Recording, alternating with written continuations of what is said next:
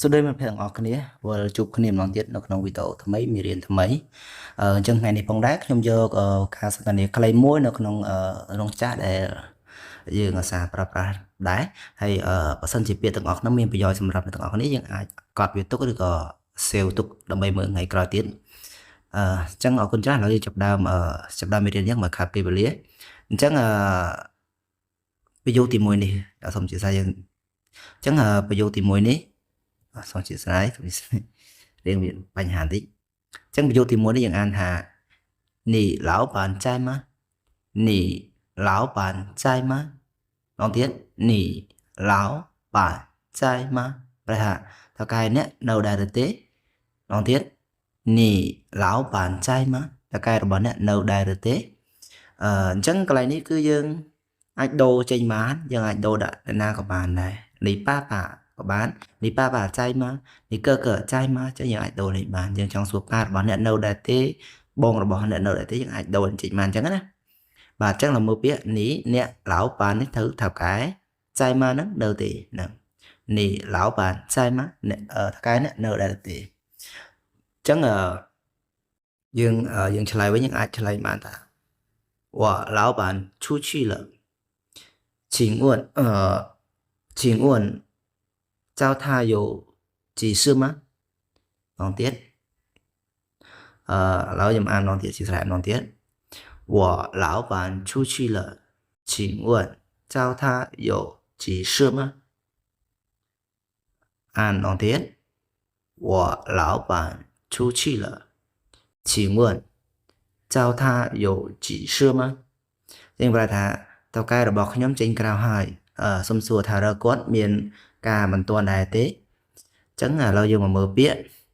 我ខ្ញុំដល់ពាក្យ我老板ថៅកែខ្ញុំ出去了ចេញក្រៅហើយឬក៏ចេញក្រៅបាត់ហើយ请问ហ្នឹងគឺសុំសួរ找ហ្នឹងគឺរក找他រកគាត់អញ្ចឹងទៅ有急事吗有急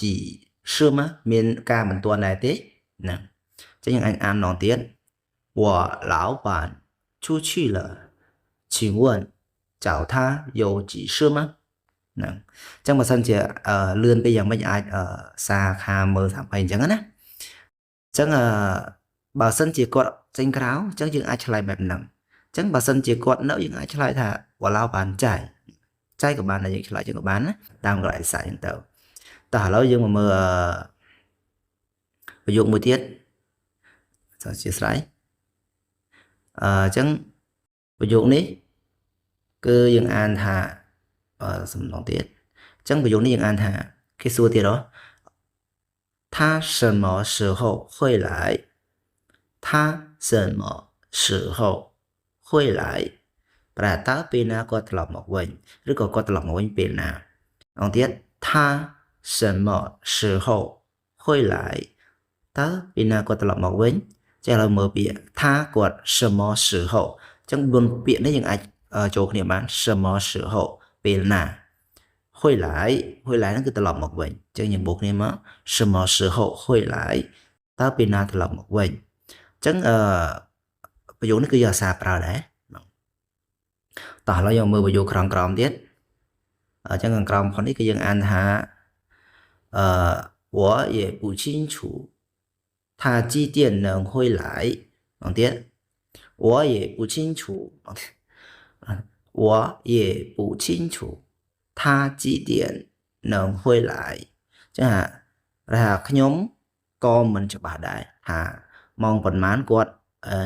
ត្រឡប់មកវិញចឹងមើលពាក្យ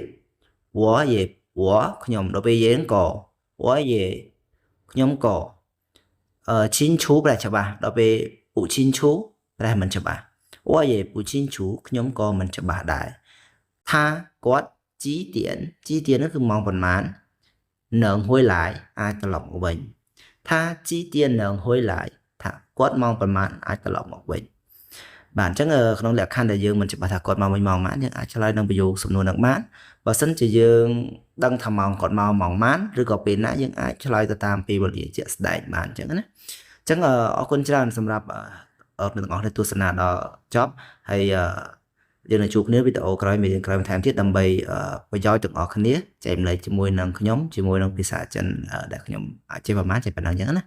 អរគុណច្រើនជួបគ្នាវីដេអូក្រោយ